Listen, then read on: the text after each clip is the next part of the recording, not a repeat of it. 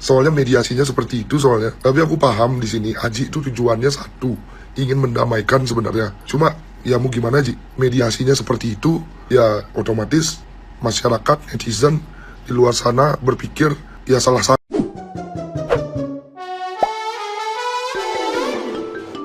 Kasus dugaan intimidasi Arya Wedakarna terhadap Hilda dalam mediasi penjahit rasis di Bali terus menuai reaksi.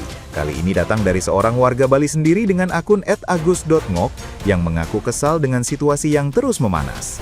Ia mempertanyakan mengapa video mediasi kembali diunggah, padahal kedua pihak sebenarnya sudah berdamai, sehingga membuat dirinya yang tidak terlibat sama sekali ikut terseret dalam sorotan negatif hanya karena berasal dari Bali.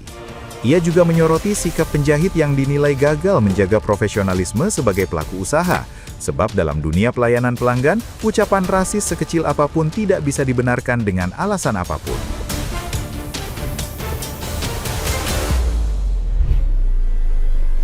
Sebagai orang yang pernah menempuh pendidikan di bidang hospitality, ia menegaskan seharusnya sang penjahit yang lebih paham etika melayani pelanggan, bukan malah membawa-bawa unsur suku saat emosi.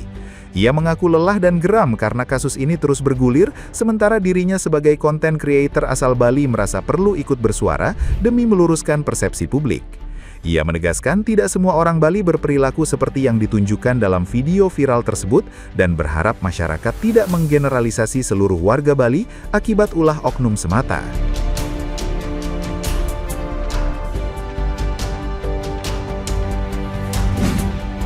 Oke, di sini aku mau nanggapin video mediasi yang lagi viral, kasus rasis di Bali.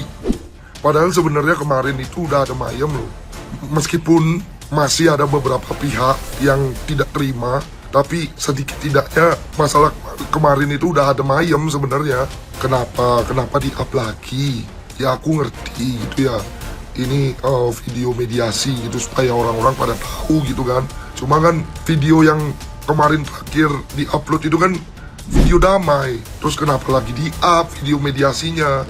Aku yang nggak rasis di sini juga ikutan kena lagi. Astaga, sumpah ya. Dan aku juga bingung ya. Sebenarnya pihak Indomaret ini kan tidak ada sangkut pautnya sebenarnya. Meskipun itu karyawannya mereka ya. Tapi itu kan di luar jam kerja gitu loh. Kenapa pihak Indomaret dibawa-bawa gitu loh? Kalau aku yang jadi punya perusahaan Indomaret tuh aku pasti bingung di sana. Kok aku ikut dibawa-bawa gitu kan?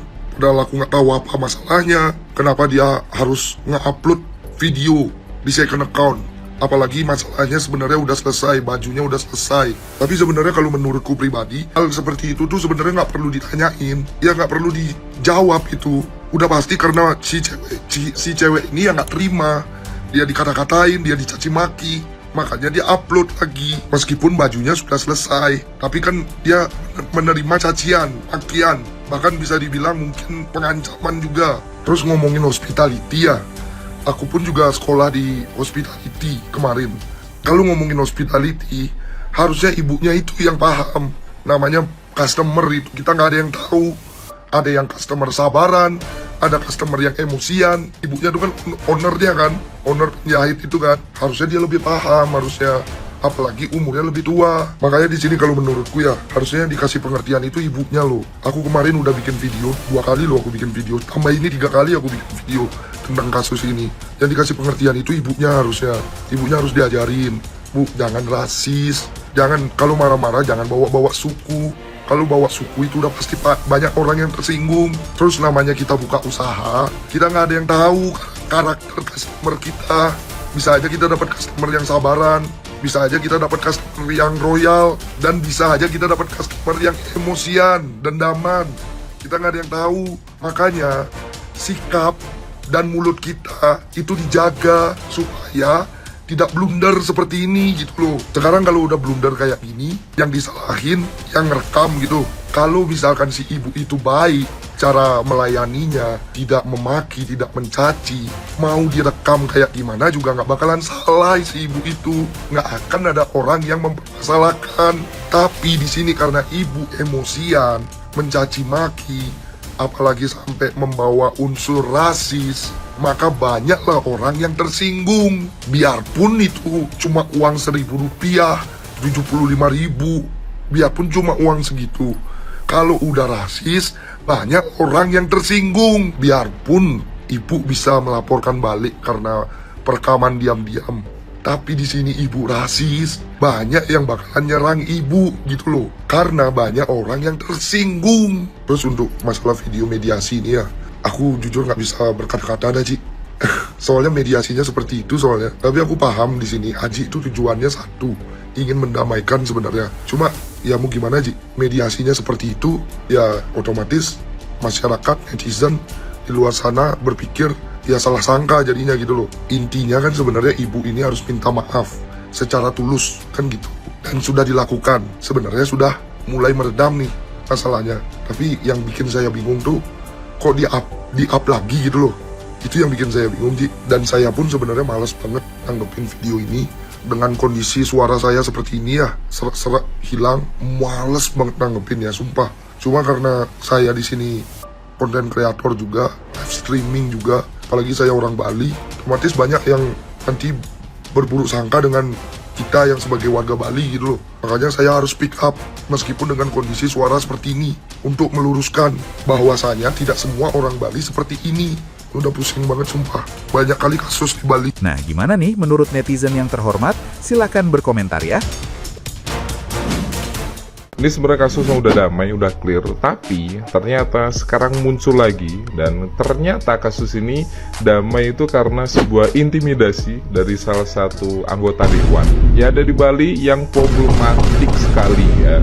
Jadi di anggota dewan tuh banyak sekali rekam jejak jeleknya dia, dari mulai masyarakat Bali sendiri sama intoleransi dari agama lain. Jadi di sebenarnya kasus ini tuh kelihatan banget ya, si anggota dewan ini memihak pada satu sisi yang udah jelas orang waras sendiri mikir kalau ini adalah sebuah kesalahan dan sebuah kerasisan yang nggak bisa ditolerin. Tapi di video yang dia unggah ini malah dia memihak pada suatu ras tertentu ya, malah mengintimidasi korban. Si pelaku malah enak-enak aja karena backingannya adalah pejabat. Dia mempermasalahkan mengambil gambar secara diam-diam dan mengupload di sosial medianya dia, dan ternyata dia lakukan juga mengambil video diam-diam terus habis itu ngupload di media sosialnya dia juga. Ini kan aneh. Ini pola pikirnya di mana gitu loh, sekelas katanya anggota dewan, dan lucunya adalah dia kepilih terus berulang-ulang. Masyarakat Bali mana yang milih coba, heran. Ini sebenarnya kata-kata dari si penjahit ini benar-benar tajam ya. Bahkan suku Jawa pun nggak terima dengan kata-kata dia. Padahal yang dihina itu adalah si Hilda ini adalah suku Sasak, dia berasal dari Lombok. Dan yang paling gongnya teman-teman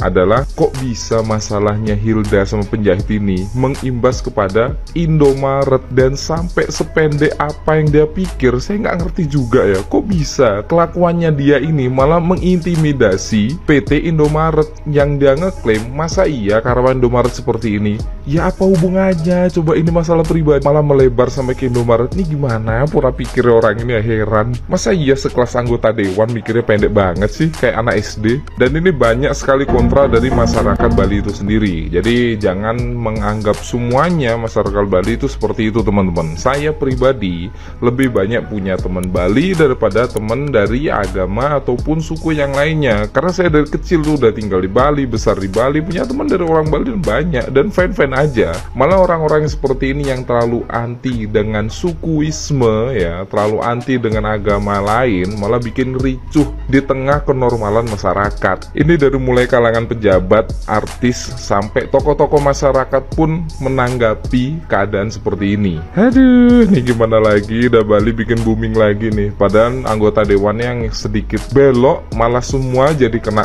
intimidasi. Ya, semoga kasus ini bisa meredam dan semoga kita bisa bersatu di tengah kericuhan ini. Saya kira kasus rasisme yang terjadi di Bali antara ibu-ibu penjahit dan mbak-mbak dari Lombok ini sudah selesai gitu. Karena saya sudah melihat video permintaan maaf lah dari ibu ini dan si mbak-mbak ini. Tapi ternyata kasus ini malah naik lagi. Bukan masalah rasis ya, tapi masalah seorang anggota dewan itu yang menjadi mediator itu justru malah cenderung ke satu pihak aja gitu. Ini yang menjadi bahan bakar untuk kasus ini naik lagi. Karena ada indikasi bahwa mbak-mbak ini diintimidasi lah gitu loh. Kalian cek aja videonya. Saya juga udah melihat dan merasa kayak kok gini ya gitu. Tapi disclaimer, saya tidak memiliki urusan personal dengan saudara AWK. Dan mohon maaf, saya merasa Anda tidak layak menjadi seorang mediator dengan situasi seperti ini ya. Seharusnya Anda tidak memihak salah satunya gitu loh. Karena sebenarnya kayak gini, sebagai seorang mediator, kita harusnya tahu. Coba deh kita runtuhkan permasalahannya dari awal. Saya ini bukan bermaksud mengajari ya, tapi di sini kita ingin melihat permasalahan itu seperti apa. Karena dua-duanya salah. Kalau di mata hukum ini dua-duanya salah gitu.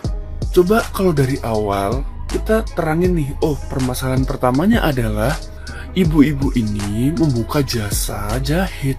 Datanglah pelanggan si mbak-mbak ini, terus ingin menggunakan jasa si ibu. Bener dong? Dan dinegosiasikanlah itu sampai tenggatnya mungkin beberapa hari. Setelah beberapa hari menunggu, ternyata barangnya nggak diselesaikan, belum jadi gitu loh. Saya nggak tahu udah dikerjakan tapi belum jadi atau memang belum dikerjakan sama sekali. Dan salahnya si mbak itu mungkin terlihat kesel, marah atau kayak gimana karena mungkin bajunya memang mau dipakai gitu. Pastinya orang akan marah kayak gitu. Dan salahnya dia ya mungkin laganya mungkin seperti yang disampaikan ibu itu, seperti bos, seperti apa, sehingga ibu ini marah gitu loh, merasa kayak tersinggung aja gitu. Dan akhirnya muncullah kata-kata rasis itu. Salah nggak? Salah, tetap salah. Dan mbaknya juga salah juga karena merekam video dan disebarkan ke sosial media, yang mana ya menjadi besar sekarang kasusnya gitu loh. Nah, tugas kita sebagai seorang mediator itu mempertemukan di titik tengah. Dan Anda harusnya bilang bahwa oke, ibu salah karena sudah rasis, dan mbaknya juga salah sudah menyebarkan video di sosial media, dan ini bisa kena undang-undang ITE gitu. Ayo dah kita berdamai supaya masalah ini bisa selesai, bisa cepat mereda, dan kedua belah pihak bisa juga saling belajar bahwa tindakan-tindakan seperti ini bisa menyebabkan permasalahan-permasalahan yang cukup serius. Sekali lagi saya sampaikan, saya tidak memiliki persoalan pribadi dengan saudara AWK, dan ini murni kritik saya kepada Anda, dan saya harap Anda bisa mendengar ini. Saya kira permasalahan ibu tukang jahit itu sudah selesai, ternyata masih bergulir sampai sekarang. Tadi saya lihat di beranda ada konten kreator yang mengupload di suatu ruangan. Kalau tidak salah itu seperti suaranya Bapak Anggota DPD yang mencecar si gadis, kalau tidak salah si gadis dari Lombok ini, sampai dia bengong. Saya ya sebagai masyarakat Bali, juga masyarakat Indonesia yang cinta damai, kalau boleh saya berpendapat, menurut pendapat saya tentang permasalahan ini sebenarnya tidak sih begitu besar, tapi karena dibesar-besarkan menjadi besar gitu. Karena saya memaklumi karena seorang ibu-ibu begitu yang dilawan juga istilahnya calon ibu juga gitu, walaupun dia masih gadis. Tapi kan calon ibu juga gitu ya, istilahnya wanita-wanita lah gitu. Saya paling takut berpendapat kalau masalah wanita itu, saya paling tidak berani. Saya mau berpendapat apa itu saya tidak berani saya. Soalnya istri saya juga wanita begitu, ibu saya juga wanita. Memang permasalahan ini ya netizen kan lebih tahu mana yang salah, mana yang benar begitu. Saya di sini ingin berpendapat, tapi saya tidak berani berpendapat gitu. Sebenarnya saya ingin berpendapat gitu, karena ini permasalahannya sudah di ruang publik. Soalnya saya sebagai konten kreator juga mau tidak mau saya harus berpendapat gitu. Nah sekarang ini pendapat saya, pendapatan saya di KBP tidak ada benar, karena saya masih terkena PL akun saya. Nah, saya mohon dukungannya kepada netizen semua gitu. Terutama yang semangat begitu, semangat dengan permasalahan ini gitu. Coba bantu saya gitu, bantu saya like, komen, dan bagikan agar PL saya cepat hilang gitu, biar akun saya cepat sehat. Nah, begitu pendapat saya. Kalau permasalahan ini selesaikanlah. dengan secara baik-baik begitu. Menurut pendapat saya ya.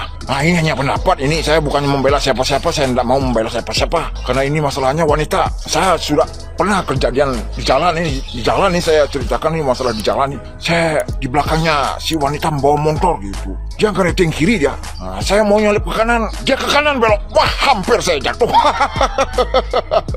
Makanya saya tidak berani sekali kalau ada wanita yang bawa motor di depan itu, walaupun dia ngereting ke kiri, saya tidak berani nyalip karena saya tunggu dulu dia benar-benar dia belok kiri apa belok kanan gitu. Begitulah teman-teman, yang namanya wanita itu menurut pendapat saya ras terkuat di muka bumi. Kita harus ya memaklumi aja lah permasalahan ini ya, jangan dibesar-besarkan ya gitu. Pokoknya tetap semangat ya, merdeka.